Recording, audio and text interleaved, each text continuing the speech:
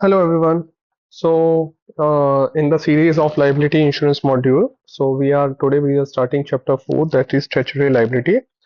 In this the various act जो हम लोग को इंश्योरेंस कंपलसरी इंश्योरेंस इंडिया में लेने के लिए बोलते हैं, like public liability insurance act, compulsory public liability insurance policy, national environment tribunal workmen compensation act. इसके जो प्रोविजंस हैं हम इस चैप्टर में पढ़ेंगे कि क्या पॉलिसी होती है, what is the claim procedure, what is the claim amount, who can apply for that claim, legality क्या है, उनके अलावा भी कोई कहीं और क्लेम ले सकते हैं कि नहीं।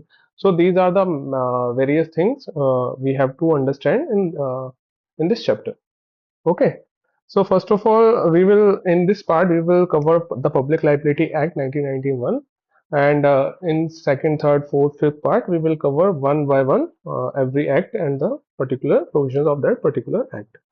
So the main thing and the first initial introduction is starting from the characteristics of the statutory liability. So in this, there is some characteristics where the statutory liability arises. So first characteristic is specific legislations. तो specific legislation means कि कोई act आपकी liability को prescribe करता है। ये simple insurance नहीं है, इट्स अ एक्ट जो वो इंश्योरेंस लेने के लिए आपको या तो कंपल्शन करता है या वॉलंटरी करता है, और वो स्पेसिफिक लेजिस्लेशन ही आपको इंश्योरेंस की जो टर्म्स एंड कंडीशंस है वो बताता है। Then second is fixed amount and structured formula. तो जो आपका पहले स्पेसिफिक लेजिस्लेशन है वही आपका या तो फिक्स्ड अमाउंट बताता है क्लेम के लिए जो आपको पैसे मिलते हैं, या तो फिर कोई फॉर्मूला प्रिस्क्राइब करता है किस बेसिस पे वो आपका क्लेम अमाउंट आता है। उसके बाद occurrence basis. Occurrence basis means जो आपका डेट ऑफ इवेंट होता है, that is called occurrence basis, और ये जो क्लेम प्रोसीजर होता है वो अक्यूरेंस बेसिस के प्रिंसिपल पे ही चलता है। मतलब जो आपका जहां आपका लॉस, मतलब आपका जो इवेंट अकर हुआ उस पे ही जितना हमारा क्लेम होता है, या फिर वही डेट के लिए क्लेम आपको मिलता है उसके लिए। फिर procedure for hearing the cases. तो द फोर्थ कैरेक्टरिस्टिक इसके जो भी स्पेसिफिक लेजिस्लेशन है जहां पर आपका स्ट्रक्चर्ड फॉर्मूला है या फिर आपका ऑकरेंस बेसिस पे लाइबिलिटी है, वो आपका एक प्रोसीजर भी डिटरमाइन करता है। सपोज करो in public liability act the collector has a jurisdiction to entertain your claims. So every act has a specific procedure for registration का क्लेम। किसी के पास जुरिडिक्शन है, वो डिसाइड करता है कि what will be the claim amount, then the insurer will liable to pay that amount to the victim. Okay. So this is the main four characteristics. तो आप याद कर सकते हो, ये आपके एग्जाम में भी पूछी जा सकती है, what are the main characteristics of the statutory liability. उसके बाद है आपका PLIA act, that is public liability insurance act 1991. So the preamble of the act states that the immediate relief or to the person affected by accident occurring while handling hazardous substance. So the main objective of this act is to provide immediate relief. Immediate relief किसको? The persons affected by using hazardous substance or hazardous use of hazardous substances. Okay.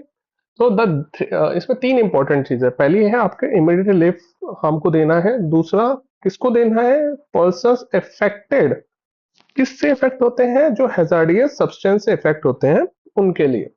तो ये main objective है आपका इस public liability insurance act का। अब इसका एक एक्सेप्शन है, that no not apply to any person of the organisation handling hazardous substance. तो अगर कोई ऑर्गेनाइजर हैंडल कर रहा है हजार्डियस सब्सटेंस को, उसको यूज नहीं कर रहा है, उसका किसी तरीके से केमिकल्स का मैन्युफैक्चरिंग करता है, ये जस्ट हैंडल कर रहा है उस चीज को, तो उसको ये public liability insurance act applicable नहीं है। उसके बाद the main principle of this act is no fault liability, that is prescribe in section 3 of this act. Okay. Section 3 of the public liability insurance prescribe करता है, आपका किसी तरीके से डेथ हो या किसी तरीके से टोटल और पार्शियल डिसेबलमेंट हो, तो जब हम क्लेम के लिए जाते हैं तो हम किसी की गलती नहीं देखेंगे, विदाउट एनी ऑब्जेक्शन कि उसकी वो गलती थी इसलिए उसको वो उसका एक्सीडेंट हुआ या वो what ever the particular things. अगर उसका कुछ होता है, या तो कुछ डिसेबलमेंट होता है या डेथ होता है, what ever the other things, आपको नो फॉल्ट लाइबिलिटी, मतलब उसका कोई भी कसूर नहीं है इस चीज के लिए, उस प्रिंसिपल को अपना के आपको पैसे पेमेंट करना है। This is called no fault liability, मतलब मेरा कोई भी फॉल्ट नहीं है, मेरे को पैसे देने हैं आपको। ओके। अब अमाउंट ऑफ रिलीफ आपका सेक्शन 3 के जो भी है उसके अमाउंट में जो एक एनेक्जर है उसमें, उसके में ये आपका अमाउंट ऑफ रिलीफ लिखा हुआ है। तो अमाउंट ऑफ रिलीफ हम पढ़ लेते हैं, ये एक्चुअली पूछ सकते हैं आपको एग्जाम में, तो just be specific over that. So the first one is a fatal accident. In case of fatal accident, the total amount is 25,000 per person. Okay. P/P मतलब per person. Okay. So in case of 100%, then 25,000 divided into 100. In case of 10, 25,000 into 10. So in case of fatal accident, 25,000 per person. In case of partial permanent total disablement, इसका मतलब है permanent total disablement, मतलब वो उसका कोई ऐसा कुछ part हुआ है जो टोटली डिसेबल हो गया and it is permanent. Permanent total disable मतलब वो अभी काम करने के लायक नहीं है, तो उसमें भी आपका 25,000 मिलेगा। तो मतलब डेथ हो या परमानेंट टोटल डिसेबलमेंट हो, दोनों का 25,000 पर पर्सन है। परमानेंट पार्शियल डिसेबलमेंट मतलब कोई ऐसा डिसेबलमेंट हुआ है जो पार्शियल है, मतलब सपोज करो उसका एक हाथ चल रहा है, एक हाथ नहीं चल रहा, तो it's a partial disablement. So the amount is the amount of relief on the basis of percentage of disablement.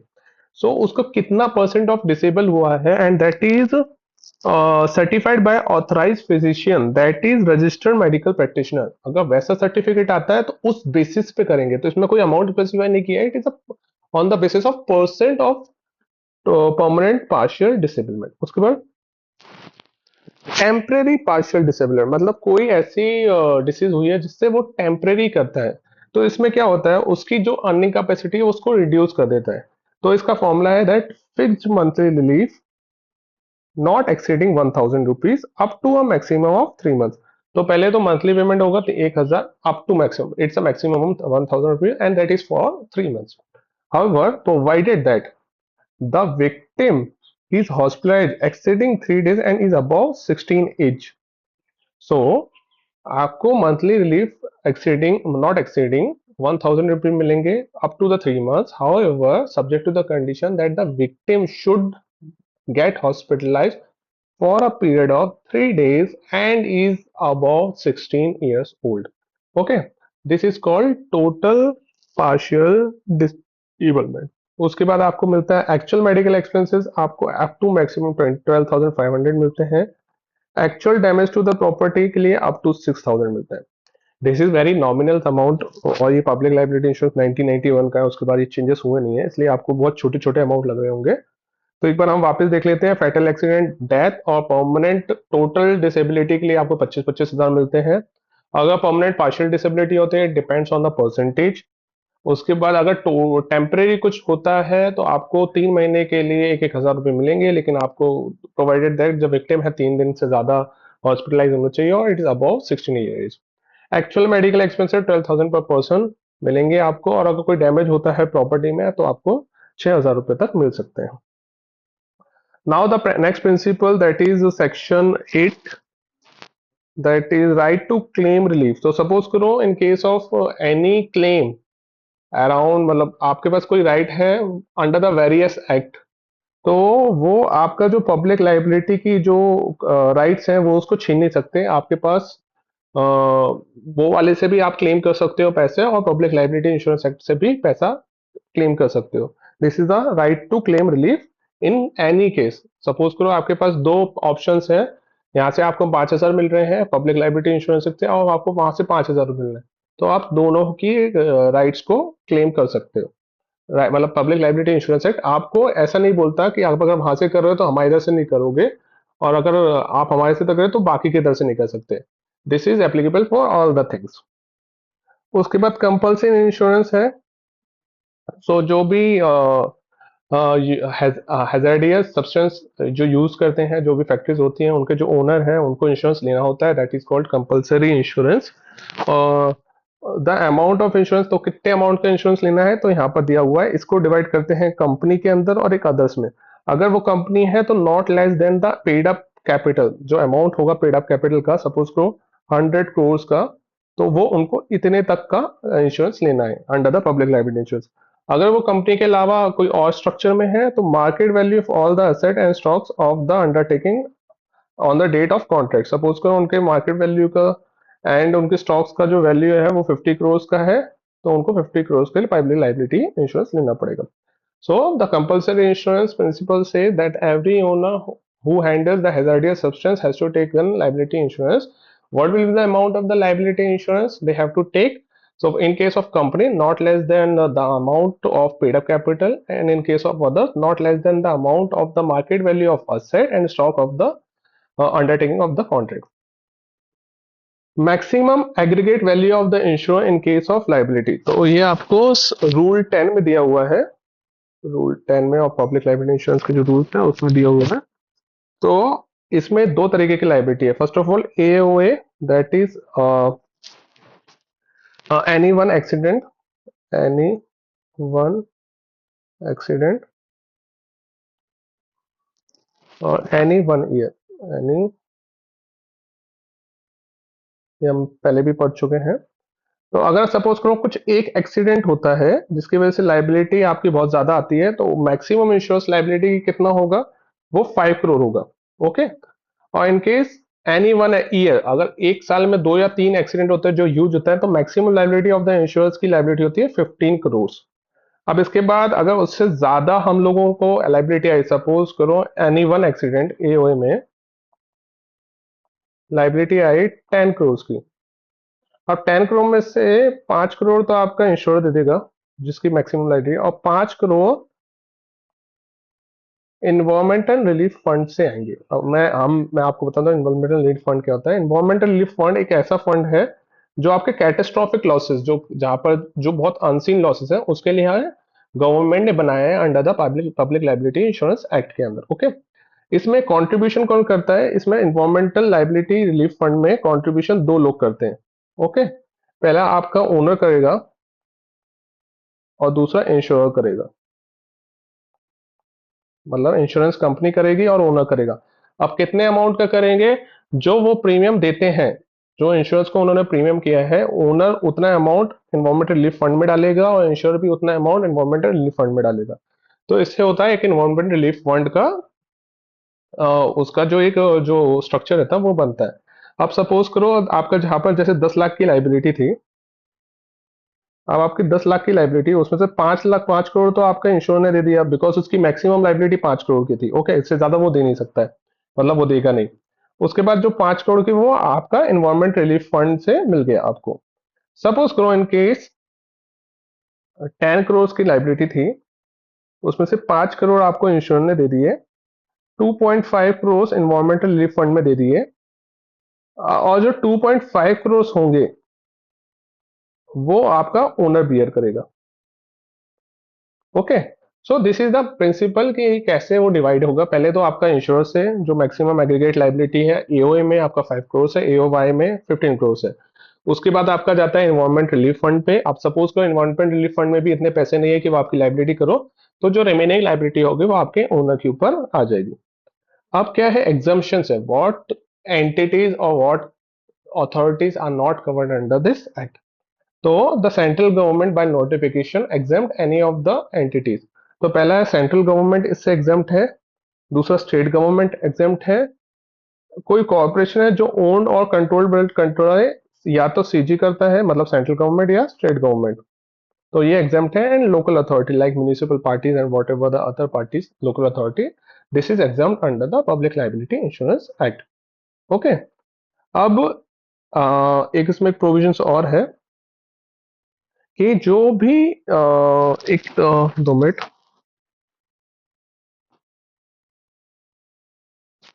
so the owner has to separate एक बैंक अकाउंट में 5 करोड़ और the paid up capital amount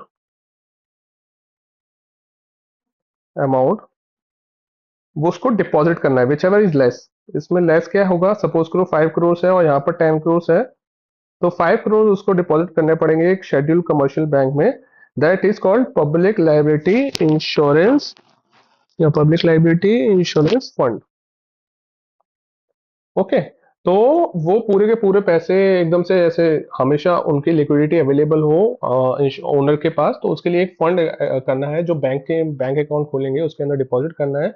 deposit क्या करना है, 5 crores और the paid up amount capital whichever is less they has to deposit. Okay, now we will go to the claim procedure. Okay, claim procedure. अब claim procedure तो मैंने जैसे आपको बोला है, collector has a jurisdiction to entertain the claim. Okay, तो collector आपको inquiry भी कर सकता है और रिलीफ दे सकता है। सपोज करो उनके पास कोई क्लेम आया तो वो पहले इंक्वायरी करेंगे और उसके बाद रिलीफ का फंड का अमाउंट करेंगे। अब who can make an application for this, तो आपका जो विक्टिम है, दैट इज कॉल्ड विक्टिम। उसके बाद in the event of death अगर होता है तो उसका जो लीगल रिप्रेजेंटेटिव है या कोई घर का पर्सन है वो कर सकता है। अगर कोई प्रॉपर्टी में डैमेज होता है तो ओनर ऑफ द प्रॉपर्टी, और अगर ऐसा कोई एजेंट जो duly authorise by the victim, ये कभी ये मतलब एप्लीकेशन कर सकते हैं। अब एप्लीकेशन का टाइम क्या है, within 5 years from the date of occurrence event. तो उसके जो date of occurrence of event है, जो इवेंट में जो चीजें हुई हैं उससे 5 साल तक आप कर सकते हो। अब अमाउंट ऑफ रिलीफ, तो collector verify the occurrence of that accident. First of all वो अकरेंस करेगा कि जो इवेंट हुआ है वो कैसे हुआ है फर्स्ट ऑफ ऑल। उसके बाद सपोज करो वो बड़ा इवेंट हुआ है तो वो नोटिस देगा एंड पब्लिकली इनवाइट एप्लीकेशन देगा कि किस किस का उसमें जो भी इवेंट में जिनका इशू हुआ है वो जाके इनवाइट करें। फिर collector has a power of civil court, so collector के पास पावर सिविल कोर्ट की पावर है to decide in the district. तो collector shall deliver a copy of award within 15 days। तो कलेक्टर जो भी अवार्ड पास करेगा वो 15 days के अंदर दोनों पार्टी को वो देगा, इंश्योरर को भी और ओनर को भी। तो सपोज करो कोई लाइबिलिटी होती है तो जो इंश्योरेंस कंपनी है उसको विद इन 30 days का जो ऑर्डर ओनर ने कॉपी दिया है 30 days के अंदर उनको लाइबिलिटी पे करनी है। अगर सपोज करो वो लाइबिलिटी ज्यादा हो रही है तो कलेक्टर शैल अरेंज टू पे from the relief fund. Suppose करो वो जो 5 crores हम लोगों ने एओए का लाइबिलिटी किया है तो उससे ज्यादा एक्सीड हो रहा है तो वो रिलीफ फंड से जो भी फंड को जो देना है, the collector shall arrange to pay the collector that amount. So that's all under the Public Liability Insurance Act 1991. The next part will be we will cover the compulsory public liability insurance policy and then the Environment Tribunal 1995. So we will part this will be the part one and the next part will follow on. So in case of any queries, you can reach out to me. I will put my WhatsApp number under the description thing, and please like, subscribe, and follow us for more things. Okay. Thank you.